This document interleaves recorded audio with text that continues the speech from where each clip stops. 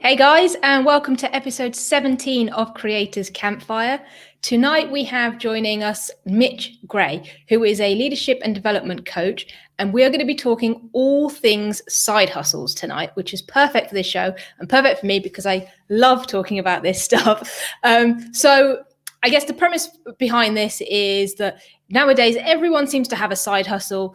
I guess with COVID as well, it's even more relevant. So tonight we're going to understand a bit more about what a side hustle is, whether you need one, whether you should do one, and if you should, then what you're going to do. So guys, please welcome our guest, Mitch. Hey. Hey, how are you? How are you? I'm very well, thank you. How are you? I'm good. I have to point out, you keep saying tonight, and if you notice my light here, this is all natural daylight. This is a very good point.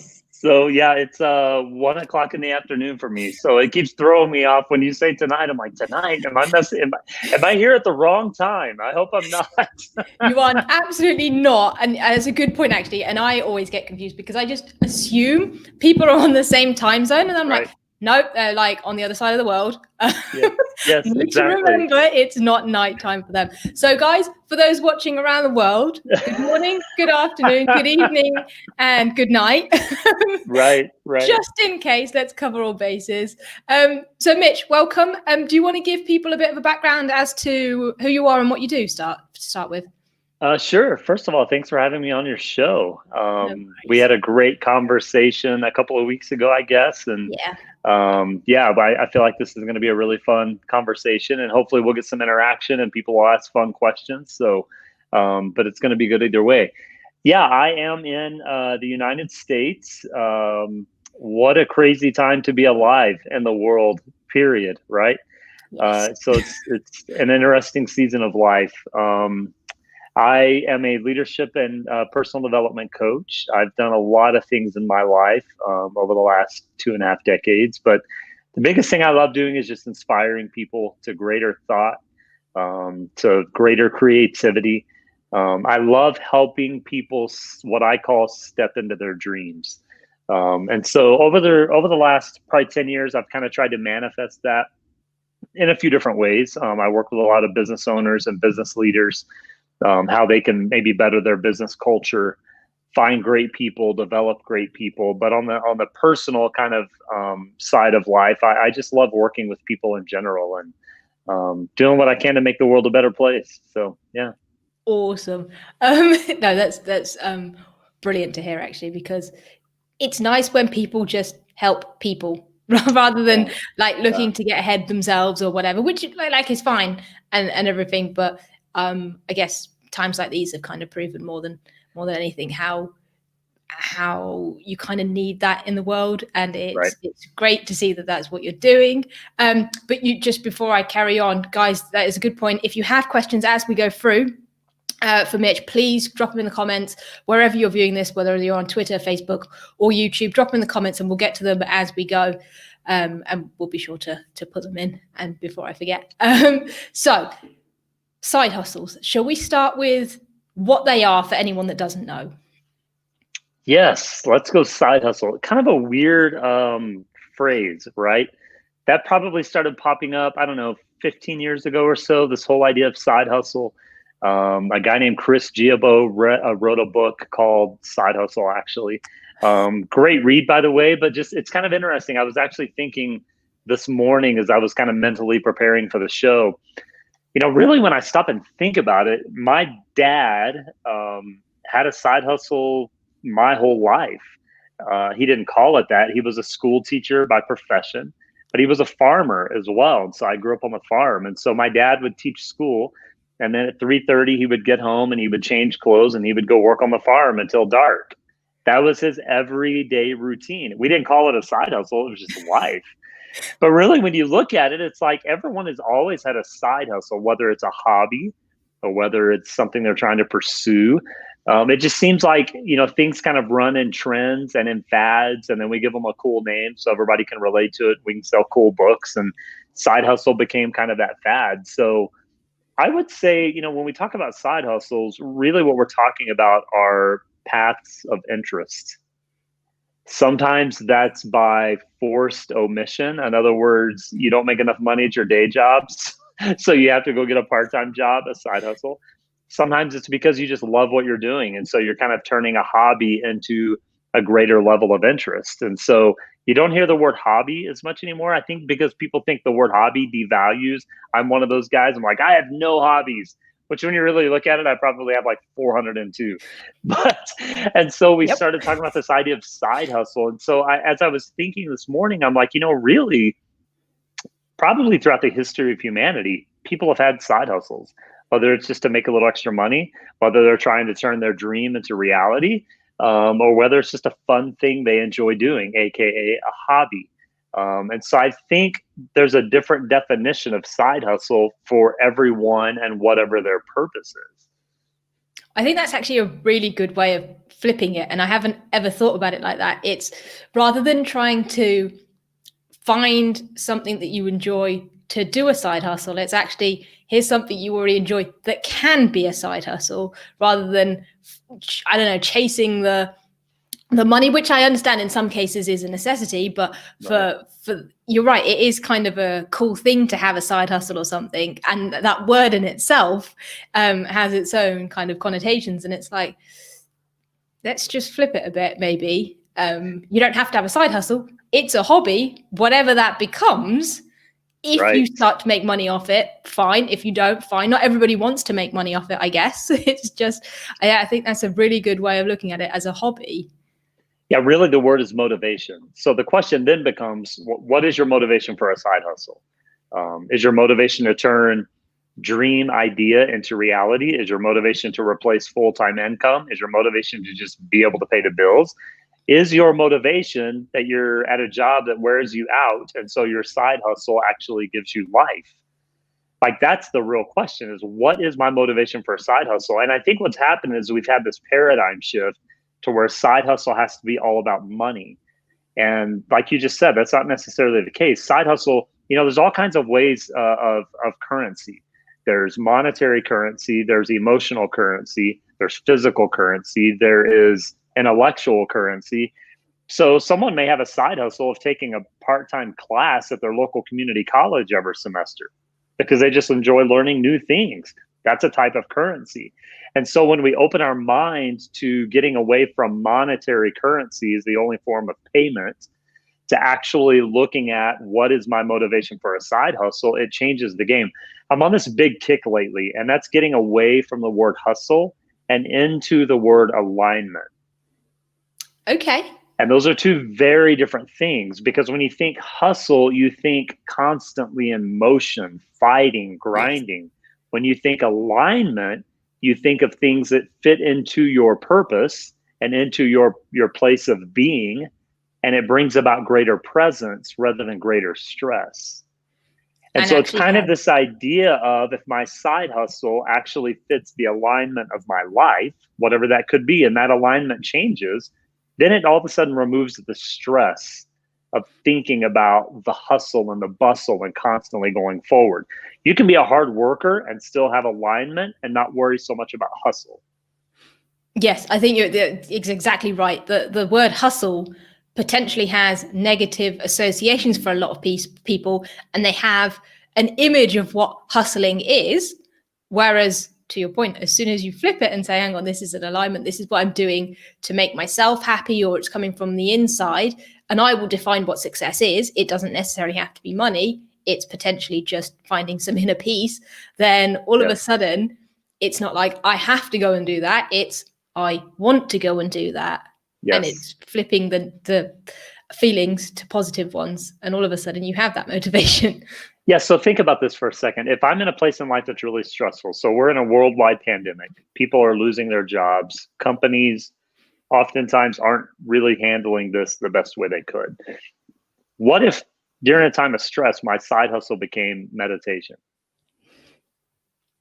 Yeah. Okay. So I said, okay, my new side hustle and focus is going to be meditating for 4 hours a week. Think about the dividends and the currency that would pay over a month, 2 months, 3 months. So then all of a sudden I'm filling myself up with alignment so that I can maybe pursue something else down the road. Because there's this idea psychologically that when I'm talking side hustle and more work, I don't see the light at the end of the tunnel. Whereas if I'm talking alignment, I'm now going, okay, yeah, right now I'm short on money. I need to have a side hustle to pay for some things, but it's only going to be 6 months. And then I'm going to flip the side hustle to something else. So I think really what I'm inviting people to do is, instead of looking at a micro level, to actually pull out and look at a 15,000 feet elevation level, to where you can really see things for what they are. Yeah. And I guess there are of course people that need the money, and therefore their motivation is completely different, but they're probably a smaller percentage of the people that are maybe watching, whereas the others maybe want to improve or develop or kind of set the groundwork for maybe doing something in the future. So something like meditating or learning skills now will pave the way for them to do what they want to do in a year or two.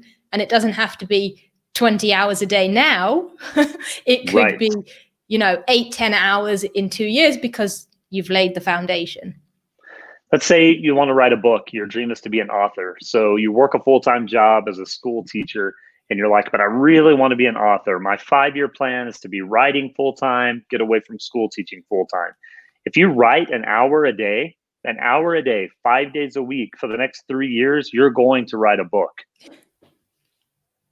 So really, it's just talking about how to pull things back and go, okay, I have this big vision. Because most of the time when you talk to people that are side hustlers, they're actually big visionaries. And it's like, we're really side hustling, if we're honest, because we're trying to bite off more than we can chew. Like, that's the real reason when you get down to it. But no one wants to have that conversation, right? Because it's not prestigious. Like, telling people the truth that really what you're doing is taking on too much is not what's going to sell books. And so no one wants to have that conversation. But if we make it palatable and we say, okay, I want to be a writer, I want to be an author, I want to have a book, I want to move into that full time, then write an hour a day. Actually, in 6 months to a year, you'll have a book. In 3 years, you may have 3 or 4 books. Instead of trying to take it all on at once, maybe you want to start that bakery. Okay, start taking orders at work for people to buy your cupcakes, and do that 3 times a month. And then now it's something that's tangible. And again, we're talking about alignment. How can you align the side hustle into what's already happening in your life and still not add stress to it? Yeah. I'm loving the approach that you've got to this, and the way you're flipping, I guess, what you would normally associate with these words or these kind of things. I was actually listening to a podcast this morning. I think it was Justin DeRosa's on process, and it was he was talking about the curse of immediacy. And it's exactly that. It's everything nowadays is so, I want it now. It's instant gratification. It's like, I do want to be an author. It needs to happen in 2 months, right? It's now or never. And there's this whole kind of mindset of it. It has to be immediate. So how do you kind of tell people to take that step back, or be okay with it being a few years down the line and taking that 15, 20,000 feet view, when all they can think of now is, I want it? So number one, the good news is, I guess it's good news, bad news, but the good news is that's a constant process. It's a constant battle, because we do live in a society that is so, within a 10-minute drive from where I am now, I can buy food, I can buy clothes, within an hour, I can buy a whole new wardrobe and whatever. So it's all very immediate. I mean, I remember when the internet first came out, and if you ordered something online, it took like a month to get there, right?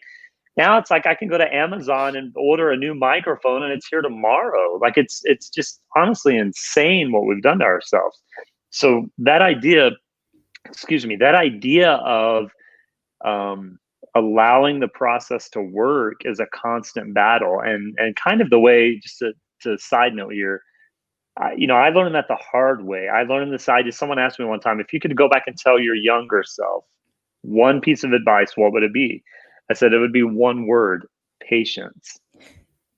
Patience, patience, patience. So I really believed by the time I was 30 years old, so I'll be really honest with people, I'm 43. So by the time I was 30 years old, at 18, I thought by the time I was 30 years old, I would be a best-selling author, a world-renowned speaker. I'm also a songwriter, so I thought I would have a Grammy or 2 by then. Like, out of these big, grandiose ideas. But what happened is when you lay on yourself that high expectation and that self-expectation For some of us, we handle it differently. For me, what happened is by the time I was 30 years old, late 20s, I was battling with depression. I was battling with self-sabotage because I had put these such high expectations on myself that if I didn't get to where I wanted to be, then life was over. And so what that led to in my late 20s, I got fired from my favorite job I've ever had. It was my dream job. I got fired from that job. I didn't know how to respond to that. I had a record deal that I had to let go of because of my depression, because I couldn't deal with it. I had to let go of that. So now all of a sudden, all of these self expectations that we put internally, we all of a sudden bind ourselves to those and we hold ourselves accountable to those. And then for some of us, it becomes very self-destructive. I know other people that happens and they just get more pissed off and they just work harder, you know?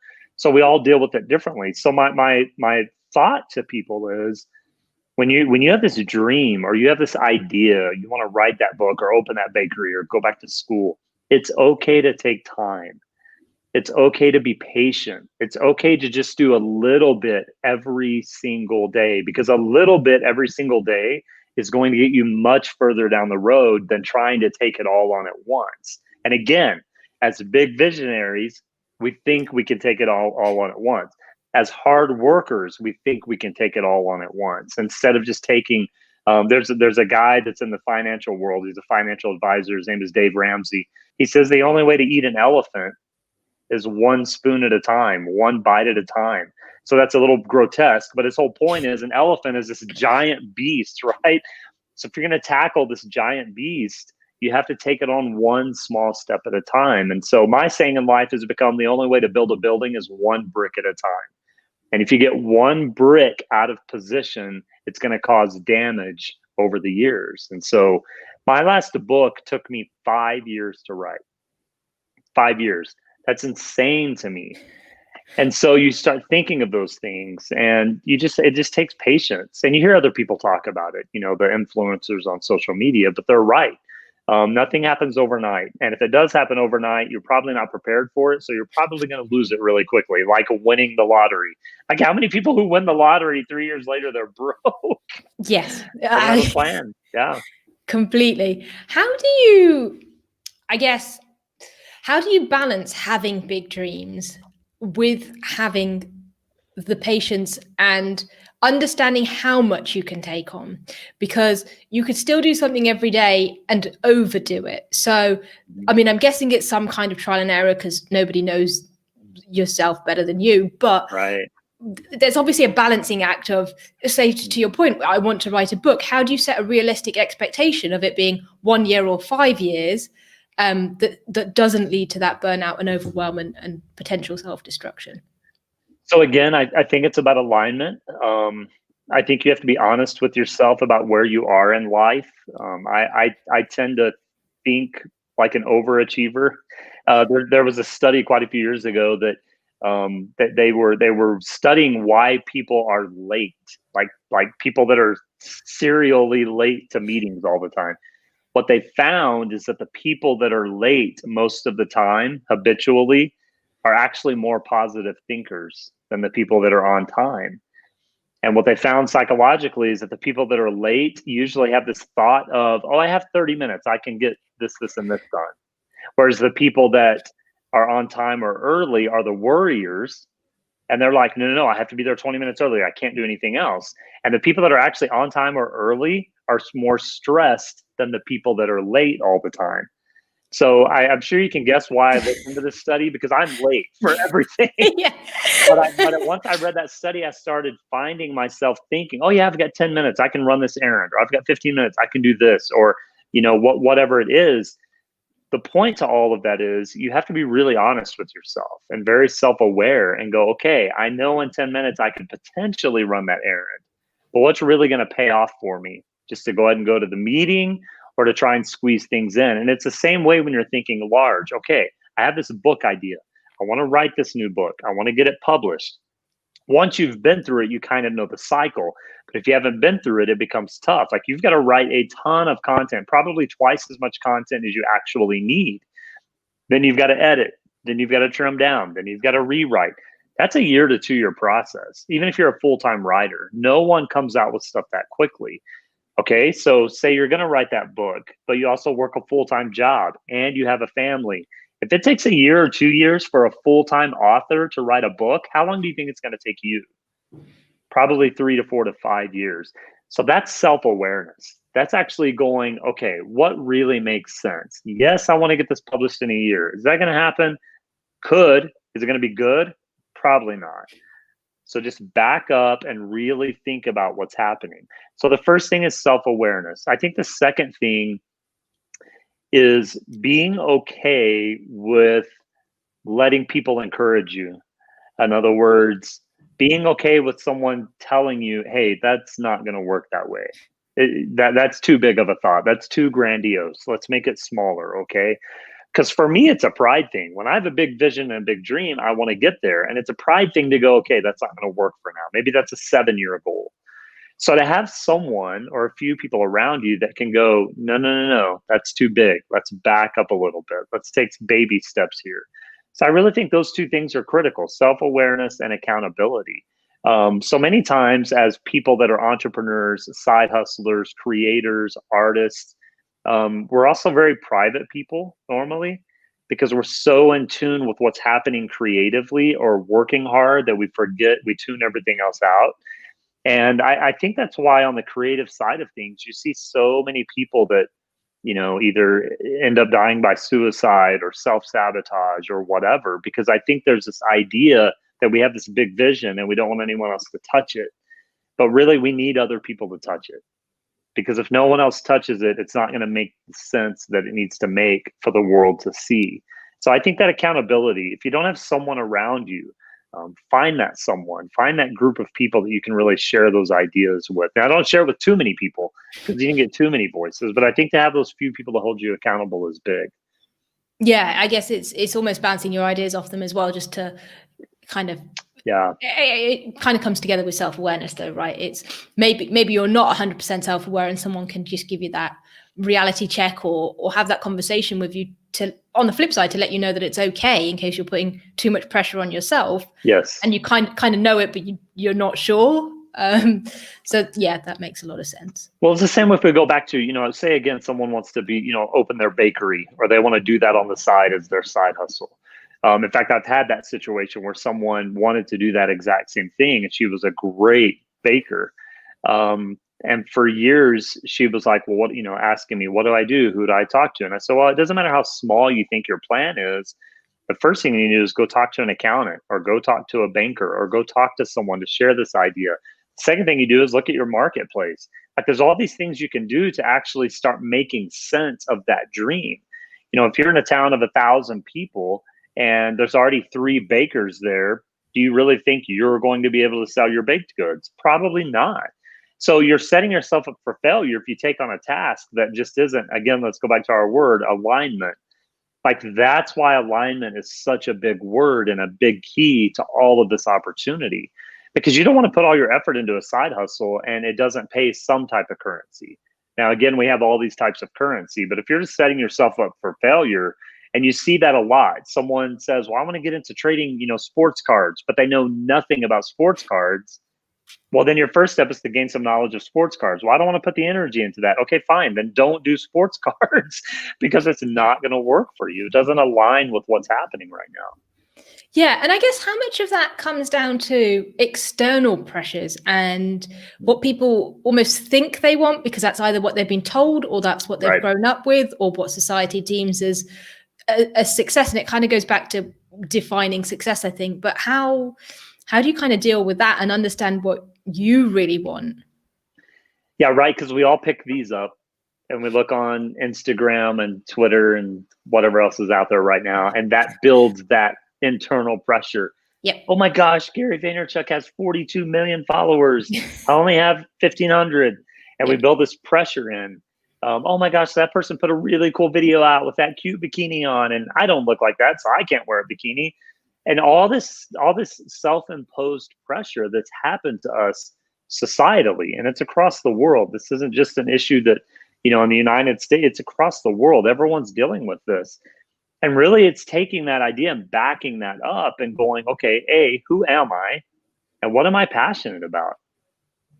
Nothing else matters. Like if I know who I am and I'm getting to know myself better and I know what my passions are, what I like to tell people is you have a natural passion that's almost like a spiritual existence. It's like, ooh, I really love encouraging people. Okay, listen to that. Ooh, I really love drawing. Okay, listen to that. Like whatever that passion is there, it's almost like it's the thing you do without choosing to do it. That's the alignment we're looking for. And all of a sudden now we lessen the burnout, we lessen the stress. And really, when you're doing what you can't even choose to do, it's like it chose you. You're not worried about all the other stuff. If you're an artist, a painter, and you're painting pictures and you're drawing and it brings you to life, do you ever really worry about what other people are going to think? No, because it just chose you. It's almost like that's just what you do. And so when we can align our side hustles, really idealistically, if we can align our whole life around whatever that passion is, around whatever that spiritual presence is, it changes everything. And all the voices and the self-imposed pressure starts going away. When I'm sitting down writing or doing my podcast or talking to people like you, I don't worry about anything else. It's when my life isn't aligned that I start worrying about everything else. Yeah. And all of a sudden it becomes work because you're almost doing it because you feel you have to, not because you want to. Yes. And that's when you don't enjoy it. And all of a sudden you're going down that path. And it kind of comes back to that state of flow. And I'm going to butcher the name, so I'm not going to attempt it. But when you are in that state of flow and everything else kind of falls away, that's how you know you're doing something you love, right? You don't. Right. There's just nothing else happening. You're just so sucked into this kind of tunnel vision, almost doing what you love. Yes. That's what you love doing. I read something in a book the other day, and I'm reading a few books right now, so I can't remember which one it was. But basically, the author said, when you are doing a task and you lose track of time, that's when you have found what you're meant to do in life. And I think that's very true because all of us have experienced that, right? Yep. Whether it's hanging out with friends or doing something we enjoy or whatever, and time just, you look at your watch, you're like, oh my gosh, I've been doing this for 2 hours and it feels like 10 minutes. Okay, do more of that. Like that's the goal. Do more of that. Call it a side hustle, call it what you want. But here's the funny thing. I would dare to say that 90% of people that get into a side hustle do it because they're not satisfied with what they're doing with the majority of their time. Like That's really what's happening. And so now if we can connect side hustle with alignment and put those two together, now all of a sudden we're on to something. Now we're on to this whole spiritual existence that we're talking about, this existence where time really doesn't exist. You just are. You're very present in that moment. Yeah, I know when I'm in that because I forget to eat, and I don't ever forget to eat. Same. Right? If I've lost my appetite, that means I'm doing something I enjoy. Same. Right. Yep. Okay, so I guess some of the non-financial reasons potentially that people might do a side hustle is to understand what their passion is, because maybe they haven't either realized it or they haven't quite found it. So how do people kind of come into that to understand that alignment and find what they enjoy, and what are the routes that people can kind of go about getting to that?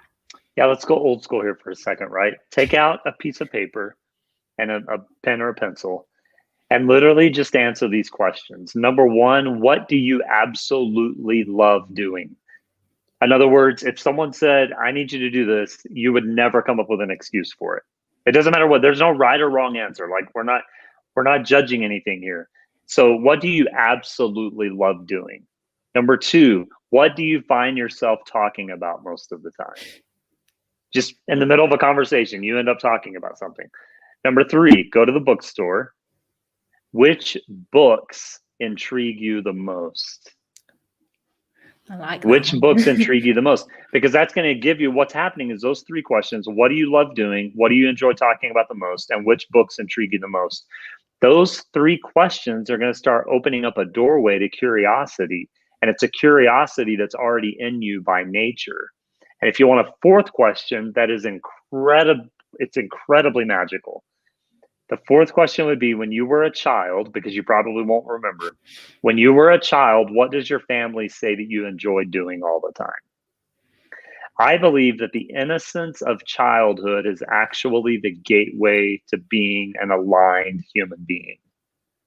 And I think we miss that because we get into fourth and fifth grade or wherever you're at in the world, whatever your beginning school was, you get to a certain age and people start telling you, you could never do that. You can't be a professional football player. You can't be an astronaut. That doesn't happen. And so then we start believing that. My question is, what happens if we never stop believing?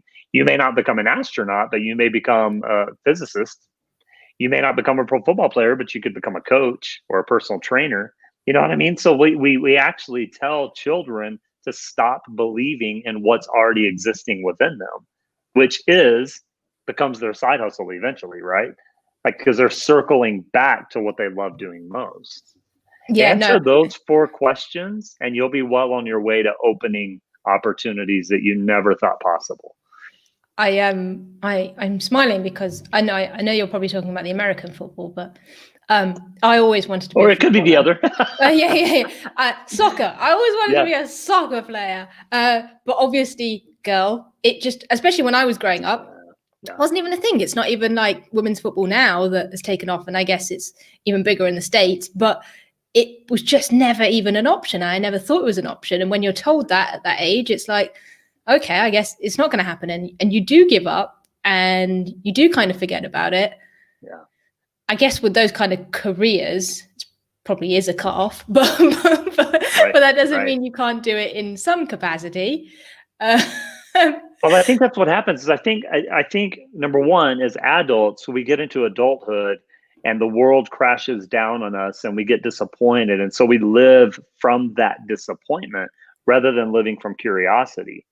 And by the way, I'm speaking from a lot of experience within my own life. When you live from disappointment, you're going to continuously spread the message of disappointment. And so then the thought becomes, well, that child thinks they could be a professional football player, but she's a girl. We need to let her know what reality is now. Again, it's not our place to tell children what they can and can't be. Now, you may have never become a professional football player. What if you would have gone into selling soccer balls?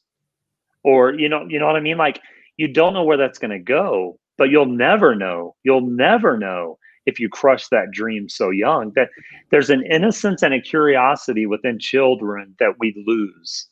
And I believe it's time we stop losing that. And if we've lost it, we need to get back to it. You know, what is that curiosity? What else could I learn? What else could I try? What other risk could I take? A child doesn't worry about that stuff. You know, like a child goes to a swimming pool and goes to the edge of the diving board and is like, I'll jump. Who cares? Like, let's go. Until someone tells them not to. You know what I mean? And so I think it is that curiosity that really leads to what we're calling side hustles. Because again, I actually think side hustles, for 90% of side hustlers, is actually a window into what they really love about life. And so my proposal is, do more of that. Somehow, some way, do more of that. Yeah, I completely agree, 100%, because obviously there's a lack of satisfaction somewhere for you to go elsewhere looking for something. Otherwise, yes. you just wouldn't, would you? If you were doing what you love day in, day out, there would be no need to go and look elsewhere. Right.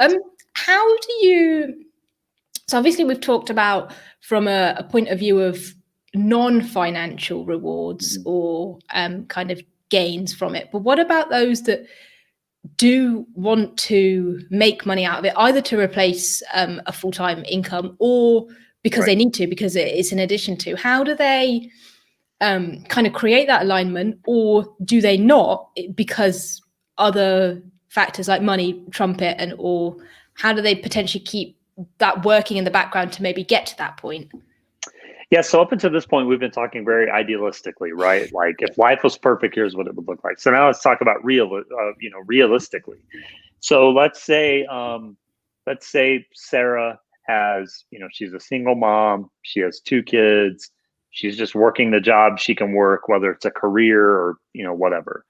And she's like, okay, I need an extra $400 a month. Here's the great thing. All of that consumerism and that immediacy we talked about earlier from a negative light, there is actually leverage there. And the leverage is you have all the opportunity in the world to make an extra $400 or $500 a month with not a lot of effort. It could be things like, for instance, there's a professional basketball player in America. His name is Damian Lillard. He plays for the Portland Trail Blazers. A couple of weeks ago, he scored 61 points in a game. So he is sponsored by Adidas. 61 points is a lot, by the way. He's sponsored by Adidas, right? So for 2 days, for almost a 24-hour time period, so a full day, Adidas put his line of shoes that are normally $150 to $200 on sale for $61 because he scored 61 points. So let's just think about that for a second. Let's say I have $300. Spend that $300 on those $61 pair of shoes and wait 2 weeks and then sell them. So there's all kinds. That's just one thing that I wasn't able to do it at the time, but in my head I was like, if you could buy a whole size run of those shoes, you would flip it and make over double your money. And so the point to that is there's all these little things because of the consumerism and immediacy and the internet. You can go on eBay and buy things. You can go buy a cheap lawnmower and mow lawns. You can do whatever you need to do to make that money.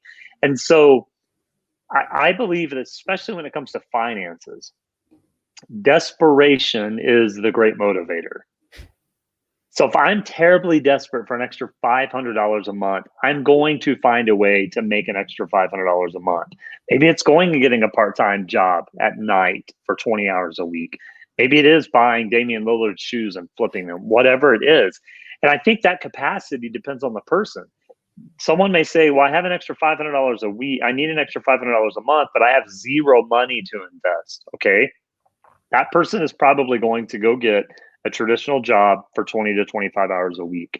Say someone says, well, I've got $500 saved up and I can invest that.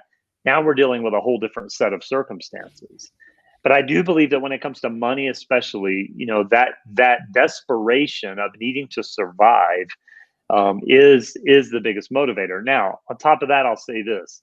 I actually think when it comes to finances, the greatest side hustle is cutting your cost of living. Yep. That's the greatest side hustle. And so if I need an extra $500 a month, again, we have a big vision, but we're talking temporary season. I may need to, and in America, we have what's called cable. That's how you watch TV. It's $70 to $100 a month. Maybe I have to cut that for 6 months. Maybe I have to cut down on buying the extra grocery items that I like to buy. Maybe I need to stop driving around so much and I can save $30 on fuel. Maybe I need to sell my car and get a cheaper car. There's all kind, or a bike, whatever it is. There are all kinds of ways that we can probably cut $200 to $400 a month just on cost of living alone. And I think people forget that. Yeah, I was going to say, do they forget it or do they not want to change their standard of living? Both. Yeah, I think it's both. And then the reason why I say people forget it is because it's not the first thing that people mention. Yeah. It's making money, not saving money, right? Right. So they go, oh my gosh, I need an extra $500 a month. How am I going to make that? Well, I don't know. Could you save it potentially? Like I have a closet full of clothes, too many clothes. I have more. I enjoy fashion. If I needed an extra $500 a month, I could probably go sell my closet full of clothes and keep 2 or 3 things. I can wash them. I'm not going to die. It's not taking away my oxygen. I could sell the majority of my possessions and be perfectly fine. And I just think people forget that. Now, whether that's motivated by their standard of living, potentially, but I do think it's directly related to what we talked about earlier with all of these expectations in culture and in society. Oh my gosh, if I sell my big house and downsize, what are people going to think of me? Does it really matter? It doesn't matter. It doesn't matter. Yeah, I guess. Okay, so we all know at a level that it doesn't matter, but yet we all live like it matters. Absolutely. There's almost no way of saying, and like, I'm not going to sit here and pretend like I don't care what people think. There's absolutely no way I couldn't care. Yes, maybe I try not to care so much, but it's just, I guess we're built like that, right? We need to understand what other people are thinking, and it's the whole, herd thing, right? It's being in that community. So how how do you go about not caring and not doing those comparisons when everywhere you look, there's something or someone to compare yourself to? So let's repackage. Let's back up. Instead of using the phrase "not caring," which is the phrase that I used, let's repackage that to where it's a little more palatable. Because honestly, really, what we're talking about is acceptance. That's what we're really talking about. Is as a human, at a human level, I want to be accepted by other people. So let's back up and not use "not caring," and let's look at it this way. If I have this thought or this idea that's about, well, I need to get rid of some things. My side hustle I need to make more money. But the first place I'm going to start is by cutting my expenses. I'm worried about what people are going to say. So let's ask this question when that starts creeping up, because it's even as small as, do I wear this shirt or the other shirt? And what are people going to say? Right? It's even, all of us go through that, right? Yeah. So let's ask this question. Okay. Instead of ignoring it, let's go, what is this thought teaching me in this moment? So I'm telling myself I need an extra $500 a month. I know that I can cut some things out of my way of life. I'm worrying about what people are going to think. What is that telling me about myself? Again, we're going to go back to where we started with self-awareness. To have great self-awareness, you're not ignoring things, you're actually listening to things. Well, this scares me. Okay, what is that teaching me? Are they going to accept me? Okay, what is that teaching me? If I get rid of my car that I just bought to get a lesser car, what are my friends at work going to say? Okay, what is that teaching me? And when we can look at that honestly and we can say, okay, there's this old Buddhist idea that says, it's talking about fear. And it says, when fear arises, you simply say to fear, welcome, fear, come in for a cup of tea. And so what you're doing is you're actually sitting at the table with fear and you're learning from it. And I think we can apply that to everything. I'm worried about selling my car, getting a used car, or riding my bike to work. My friends are going to ask questions. Okay, what is that fear of that moment teaching you about yourself? When we can step into that solidarity, it never goes away. You're exactly right. That idea never goes away. What happens is it becomes more manageable because we're learning from it. And we're listening to it, and we're sitting at the table drinking tea with all of these things that are scary, and we don't eradicate those thoughts. What we do is we become better students of those thoughts. Now, when we become better students of those thoughts, now I've taken over the power. The things outside of me don't have the power. I now have the power. Yeah. Okay. That's a much better way of looking at it. It's not about ignoring those things because they're not going to go away. Right. And the more you try to ignore it, the more it's just going to like knock at your door and be like, hello, right. I'm here. Right. Stop ignoring me. Whereas if you actually confront them and have that conversation and understand them, then that's how you can learn to, like you said, manage them and deal with them and accept them. But here's the difficult part, right? The scariest person in the world to each of us is ourselves. The one thing we don't want to face in life is either our shadow or our reflection. And so when you start listening to those thoughts and you start going, okay, so let's just even go back to side hustles, right? The first question really needs to become is, why am I doing this? That was the question we asked. What's the motivation? Am I doing this out of passion? Am I doing this out of necessity? Okay, whichever one it is, that's what we do. We deal with that reflection. But that's what becomes scary. And that's why we start self-sabotaging. And everyone does it. Everyone does it. We start self-sabotaging all of this great idealism we have, either with things like, oh, I could never do that, or they'll never accept me in school, or I'm too old, or I'm too young. Those are all phrases of self-sabotage. But when we sit with them and we go, okay, what is this thought teaching me? We now take on all the power, and we now take on all the responsibility, and we can now look at our reflection or our shadow and feel totally comfortable with it. It doesn't necessarily get easier, it just becomes more comfortable. Those are two very different things. Yes. The work doesn't become easier, it just becomes more comfortable. And that's the place we want to get to. Right. Okay, so I guess it links very closely with that is, and one of the recurring themes on a lot of these episodes has been imposter syndrome. Yes. Yep. Which I guess is difficult to avoid in these conversations. So if somebody is doing something that they enjoy while it's a hobby or while it's, a weekend thing, you don't really think about those things. But if you are someone who wants to take it to the next level because it's genuinely what you want to do, but there are thoughts holding you back, and I guess very similar to the whole comparison thing, there are things in your head that are like, no, you can't do that. What do you do? Listen to it. Yeah. Like that's the magic. Like that's the key. Because when you avoid it, you suppress it, and it's going to come back. Like you said, it's going to keep knocking at the door. It's going to come back and revisit itself. So we know it's going to come back. So you listen. Okay, something inside of me is telling me I could never do that. Why am I telling myself that? That's my voice talking to myself. Well, why am I telling myself that? Am I not prepared? Do I really not believe it? Is it really not my passion? Does it not align with my life? Or is it just me self-sabotaging? Like it could be that simple. So I think you listen to it and you have a conversation with it. It's like anything else in life. If you have and we forget this when it comes to ourselves, right? If you and I have a bickering, or we disagree about something, or we're not getting along, any psychologist will tell you the best thing you can do is actually talk about it, communicate with it. We forget that when it comes to self.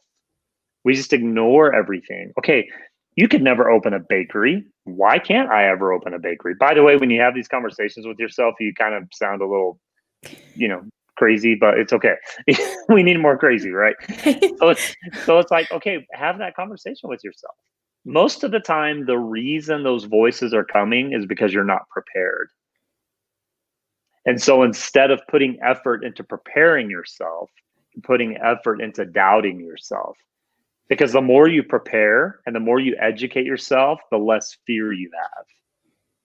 So listen to those voices, because those voices will motivate you to move forward. 100%. Yeah, listen to them. And is this, I guess, a lot of people say that journaling is quite good for these type of things. What's your take on that? Yeah, journaling I think is amazing. If you're going to use it for empowerment, in other words, if all you're going to do is write down your sorrows every day, then that doesn't give you much empowerment. But if you're going to write down your curiosity along with your sorrows, one thing a pattern I took, I don't know where I got this from, maybe it just happened, but a pattern I took years and years ago when I started journaling is to make sure that when I did my journal entry, that it always ended on hope. Notice I didn't say positivity, but it always ended on hope. Like, for instance, even though today was a tough day, I faced these challenges. I didn't step up to the challenge like I wanted to, but I'm hopeful, or I'm grateful that I had the opportunity. When you can end on hope and end on gratefulness, you'll always have a better tomorrow, no matter what. And over time, when that becomes the habit and the practice, over time, that's going to start, infiltrating your psyche and your thought process. I think the other thing is to have an outlet.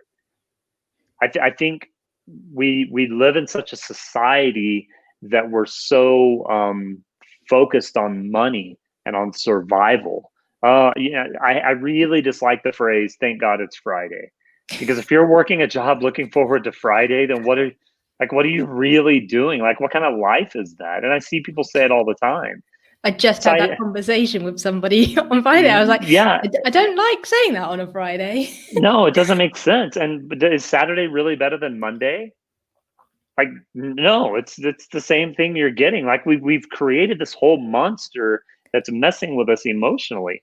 So I think having an outlet, I think having this idea of what is something you can do that you just love, and that oftentimes becomes a side hustle. I mean, that oftentimes becomes what we're actually talking about right now, is having that outlet. So I think journaling is great. I think having any type of outlet. I'm of the belief that every single human being is creative. You'll hear a lot of people say, well, I'm not that creative. No, you are. You just may not be creative like you think you should be. And so I think finding that creative outlet is very, filling for the soul. Yeah. It's true. I think when you think creative, you think painter or artist or Yes. kind Yes. of, and it's just that's not the only side of creativity. Okay, that 50 minutes has absolutely flown by. I just looked at the time and I was like, wow. Do you have any kind of last minute messages or thoughts or advice or something we potentially haven't covered or something you want to say that I've maybe missed? I want to go back to the idea because I'm really big on it internally right now. And that is shifting away from the idea of side hustle and shifting focus on alignment. And I'm all about what I call redeeming words. So we can use the phrase side hustle as long as it's not putting more stress on someone's life.